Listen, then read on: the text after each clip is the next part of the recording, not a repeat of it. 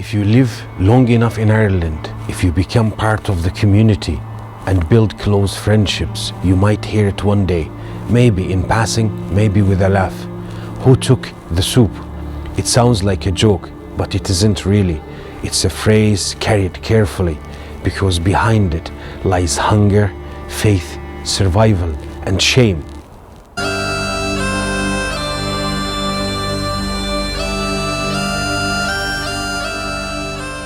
And let me say this from the very beginning, this video isn't about stirring conflict or reopening old wounds. It's about respect for those who held to their faith, even as hunger hollowed their bodies, and respect for those who chose survival, who swallowed their pride so their children might live another day.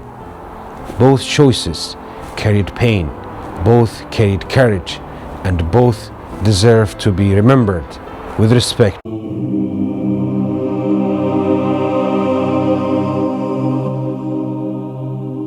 The Great Famine of the 1840s was more than a tragedy. It was hunger on a scale the world had rarely seen. Fields failed, bellies emptied, and the people were left with a terrible choice: starve or bend. In some villages, aid came, but with conditions. Soup kitchens were opened, but only if you were willing to abandon the faith of your fathers, to trade the comfort of mass for a bowl of thin broth. It wasn't just soup, it was conversion. It was betrayal in a cup. And so those who accepted became known as soupers. Their children branded, their grandchildren whispered about. The stain lingered for generations.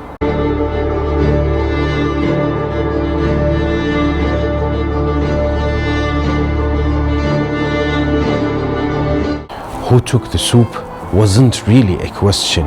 It was an accusation. It meant who broke, who betrayed us, who sold faith for food. But how easy is it, from the safety of a full belly, to judge the starving? What mother wouldn't trade her pride for her child's life? What father wouldn't take the shame of a label if it meant his family would live to see the morning? The truth is, many of us don't know what we would do until hunger knocks at the door we can't say.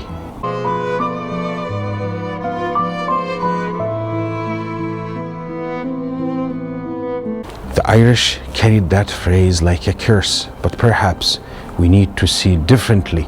Taking the soup didn't always mean weakness. Sometimes it meant choosing life. It meant refusing to let the line of a family end.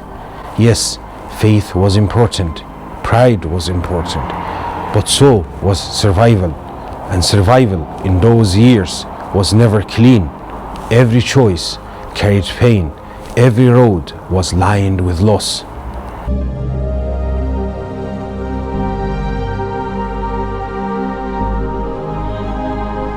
Even today, you will still hear the phrase sometimes, but it's never casual. It comes out with a laugh, maybe at a pub, maybe among friends, yet the laugh is careful, almost guarded, because people know what it carries. They know the weight of generations, the echo of shame, the memory of hunger. It's not like other jokes. It's one of those phrases you use cautiously, aware that behind the humor lies history, and that too tells you how powerful words can be.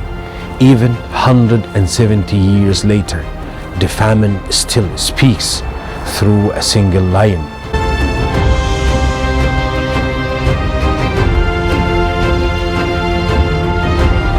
Today, the famine feels far away, but phrases like this, "Who took the soup?" remind us that history isn't just numbers and dates. It's wounds carried in whispers. It's shame passed from parent to child. It's silence sitting at the family table, even a century later. The phrase still cuts deep, even now. It forces us to ask, what would I have done? Would I have starved for pride or bent for bread?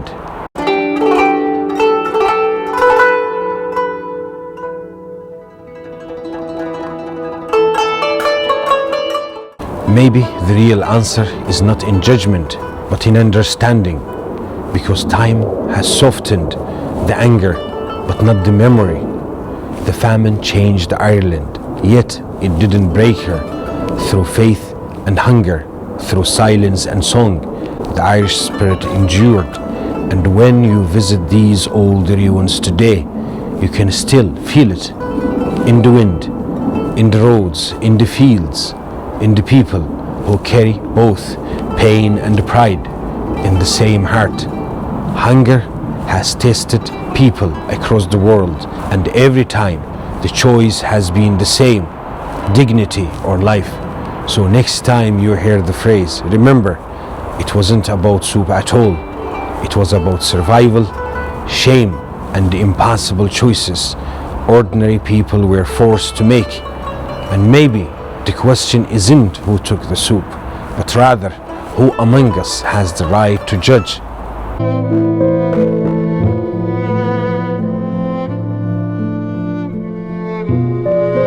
Historians say back then the population was around 7 up to 8 million people. In that time, Ireland lost over 1 million because of hunger and famine, and another million that left the country not looking for a better life, but looking for an opportunity that they might live another day. Many years passed, decades passed, and Ireland still couldn't recover the population. And in the end, you see, empires rose and fell, but Ireland is still here and will always be. Erin go brach.